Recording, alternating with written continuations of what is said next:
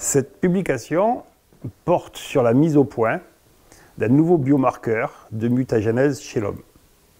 Ce biomarqueur de mutagénèse chez l'homme se nomme PIGE et il est appliqué d'ores et déjà chez l'animal dans des tests de toxicologie préclinique pour des évaluations de potentiels mutagènes de produits susceptibles d'être mis sur le marché.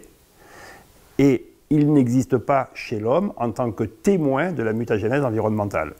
Or, nous sommes tous, plus ou moins, selon nos modes de vie, nos activités professionnelles et tout un tas d'autres aspects, soumis aux mutagènes de l'environnement qui peuvent être présents d'origine naturelle. Les hydrocarbures aromatiques polycycliques ou les métaux lourds sont des mutagènes environnementaux ubiquitaires dont une bonne partie est naturelle. Et on est également soumis à des environnements anthropisés où la mutagénicité peut être un peu plus importante.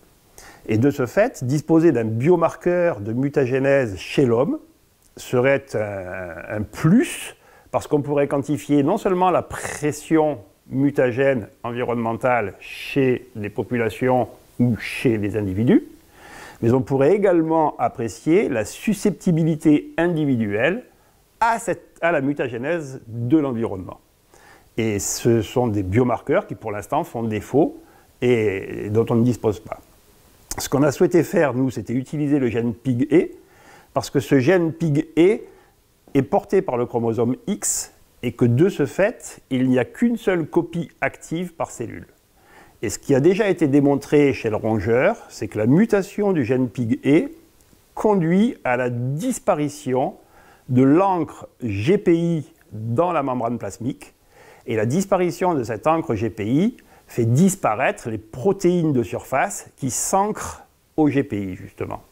Et de ce fait, on peut suivre par immunomarquage la présence ou l'absence de ces encres GPI et de ces protéines ancrées au GPI à la surface des cellules.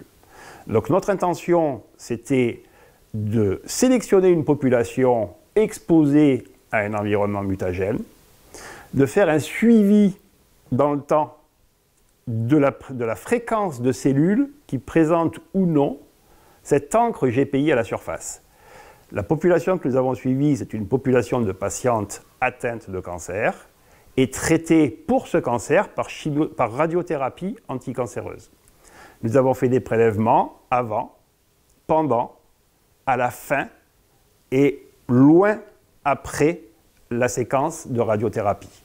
Et nous avons suivi ce marqueur à la faveur d'un prélèvement de sang réalisé sur chacun de ces temps, d'un isolement des granulocytes au sein de ce prélèvement de sang et d'un double marquage des protéines ancrées au GPI, de manière à suivre la fréquence de cellules mutées, sans protéines ancrées au GPI, au sein de la grande population de cellules sauvages pour ce gène, autrement dit non muté.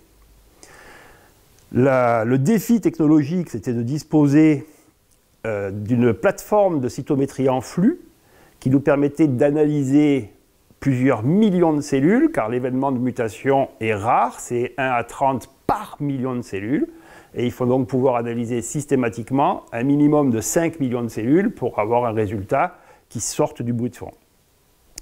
Nous avons réalisé donc ces travaux sur cette cohorte de patientes à la faveur d'une plateforme de cytométrie en flux sur Marseille.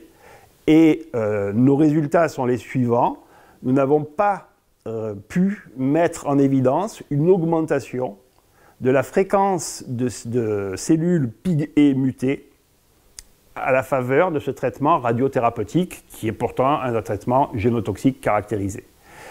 Et nos hypothèses sont les suivantes. Soit la radiothérapie est aujourd'hui si bien faite qu'elle n'adresse que le champ d'irradiation, très très peu les tissus environnants, et dans ce champ d'irradiation, elle sidère complètement les cellules de la moelle osseuse et il n'y a pas de mutant qui s'exprime. Soit, deuxième hypothèse, le granulocyte ne permet pas de mesurer la fréquence de cellules PIGE mutées. Et à l'heure actuelle, nous poursuivons nos recherches sur toujours ces patientes atteintes de cancer du sein, traitées cette fois-ci par chimiothérapie, pour avoir un panel de lésions primaires à l'ADN différents et variés, et donc un potentiel de mutation génique plus important. Et nous avons changé également notre cible cellulaire. Nous travaillons sur les globules rouges, les érythrocytes, et sur leurs précurseurs, les réticulocytes, en espérant pouvoir observer plus facilement une augmentation des cellules Piguet mutées sur ce type cellulaire-là.